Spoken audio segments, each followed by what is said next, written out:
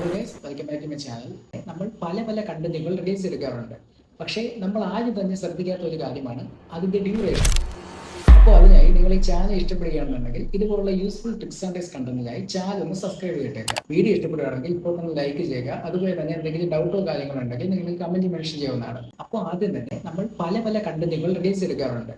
പക്ഷേ നമ്മൾ ആരും തന്നെ ശ്രദ്ധിക്കാത്ത ഒരു കാര്യമാണ് അതിൻ്റെ ഡ്യൂറേഷൻ. ഇൻസ്റ്റാഗ്രാമിലെ റീൽസ് കാണുന്ന ഒരാൾക്ക് ഒരു റീലിന് എത്രത്തോളം സ്പെൻഡ് ചെയ്യാൻ കഴിയും എന്നുള്ളത് നമ്മൾ ആദ്യം മനസ്സിലാക്കണം. അതുപോലെ തന്നെ ഇൻസ്റ്റാഗ്രാമിൽ ഒരു വീഡിയോ വൈറലാകാനുള്ള മാക്സിമം ടൈം എന്ന് വെച്ചാൽ 15 to 20 സെക്കൻഡാണ്. നിങ്ങൾ ഈ ഒരു ടൈമിനകത്ത് വെച്ചുള്ള റീൽസ് പോസ്റ്റ് ചെയ്യാൻ ശ്രമിക്കുക. ചില വീഡിയോസൊക്കെ 1 മിനിറ്റ് അടുപ്പിച്ച് കണ്ടെന്ന് വരും. അവർ ചെയ്യേണ്ടത് മാക്സിമം 15 സെക്കൻഡെങ്കിലും ആൾക്കാരെ അവിടെ പിടിച്ചു നിർത്തുള്ള എന്തെങ്കിലും കണ്ടന്റ് ചെയ്യാൻ ശ്രമിക്കുക. ഈ രണ്ടാമത്തെ കാര്യം എന്ന് പറയുന്നത് ഹാഷ് ടാഗ്സ്. പണ്ടൊക്കെ പലപ്പോഴും പറഞ്ഞു കേട്ടിട്ടുള്ള ഒരു കാര്യമാണ് ഹാഷ് ടാഗ്സ്.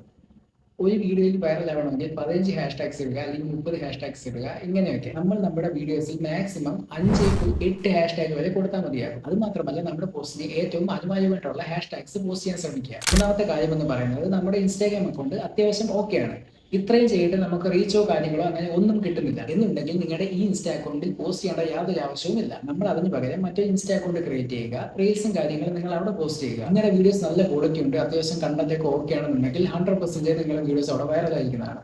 നാലാമത്തെ പോയിന്റ് എന്ന് പറയുന്നത് ഏറ്റവും ഇമ്പോർട്ടന്റ് ആയിട്ടുള്ള ഒരു കാര്യമാണ്. നമ്മൾ പോസ്റ്റ് ചെയ്യുന്ന റീൽസ് നമ്മൾ തന്നെ ഇടയ്ക്കെടുത്ത് കാണാതിരിക്കാൻ ശ്രമിക്കുക. നമ്മൾ ഇടുന്ന റീൽസ് നമ്മൾ ഇടയ്ക്ക് കയറി ലൈക്ക് എത്രയായി, കമന്റ് എത്രയായി എന്നൊക്കെ നോക്കുമ്പോൾ ഇൻസ്റ്റാഗ്രാം കരുതി നമ്മൾ ആ പോസ്റ്റിന് നല്ല എൻഗേജ്മെന്റ് കൊടുക്കുന്നുണ്ടെന്ന്. അപ്പോൾ അത് മനസ്സിലാക്കി ഇൻസ്റ്റാഗ്രാം നമ്മുടെ പോസ്റ്റ് മറ്റുള്ള ആൾക്കാർക്ക് പ്രൊമോട്ട് ചെയ്യില്ല. അങ്ങനെ നിങ്ങൾ ചെയ്യാതെ ഒരു 1-2 മണിക്കൂർ കഴിഞ്ഞ് നോക്കാവുന്നതാണ്. അപ്പോൾ തന്നെ നമുക്ക് ഏതാണ്ട് റീൽസിനെ റീച്ച് കിട്ടിയതായിട്ട് നമുക്ക് കാണാൻ കഴിയും. മുന്നേ പറഞ്ഞ 3 സ്റ്റെപ്സ് നിങ്ങൾ ഫോർവേഡ് ചെയ്യുകയാണെന്നുണ്ടെങ്കിൽ മാത്രം നിങ്ങൾ ഇങ്ങനെ ചെയ്യുക.